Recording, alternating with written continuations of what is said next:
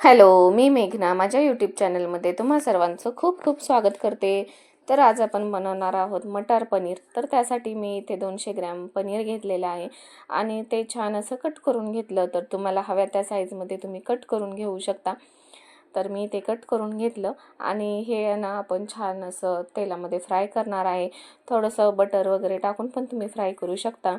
तर काही स्पेशल असेल किंवा पाहुणे वगैरे आले, उपवास वगैरे सोडायचा असेल तर असं नॉर्मली असतं, भाजीला काही नसलं ना तरी पण पनीर असतं.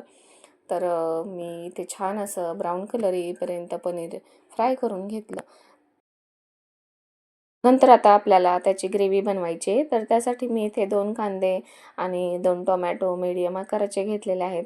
तर तुमची जशी क्वांटिटी असेल ना तसं तुम्ही मसाला कमी जास्त करू शकता. इथे कांदे आणि टोमॅटो मी छान असे उभ्या आकारात कापून घेतले आणि ते थोड्याशा तेलामध्ये ना असे लालसर कलर येईपर्यंत परतून घ्यायचे. तर ग्रेव्ही छान होण्यासाठी ना त्यामध्ये आपण थोडेसे काजू पण ॲड करायचे आणि ते पण भाजून घ्यायचे. नंतर कांदा, टोमॅटो, काजू हे परतून घेतल्यानंतर त्यामध्ये 2-4 लसूणच्या पाकळ्या, थोडेसे अद्रक आणि 2 मिरच्या, हिरव्या मिरच्या हे देखील ॲड करून छान परतून घ्यायचं आणि मिक्सरला बारीक करून घ्यायचं. तर हा झाला आपला ग्रेव्हीसाठीचा मसाला. आता आपण ग्रेव्ही बनवण्यासाठी कढईमध्ये थोडंसं तेल घेतलेलं आहे आणि त्यामध्ये आपल्या आवडीनुसार आपण खडे मसाले घालू शकतो.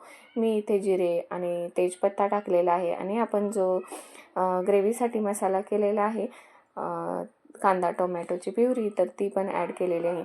तर यामध्ये नंतर आपले घरगुती मसाले वगैरे आपण ॲड करणार आहोत. तर हे छान तेल सुटेपर्यंत भाजून घ्यायचं आणि ह्यामध्ये मग मी हळद, पनीर मसाला, किचन किंग मसाला, लाल तिखट आणि मीठ हे घालून सुद्धा छान परतून तेल सुटेपर्यंत भाजायचं. नंतर तुम्हाला हवं असेल तर ह्यामध्ये कलरसाठी थोडासा रेड कलर पण आपण फूड कलरचा असतो तो पण ॲड करू शकतो. मी इथे ॲड नाही केलेला, तर इथे थोडंसं पाणी टाकून हा मसाला छान शिजून द्यायचा. नंतर मग यामध्ये आपण वाटाणा, पनीर मिक्स करून पण परतून घ्यायचं आणि थोडा वेळ असंच ठेवायचं, जेणेकरून वाटाणा आणि पनीरला देखील हा मसाला कोटिंग होतो आणि त्याला पण छान टेस्ट येते.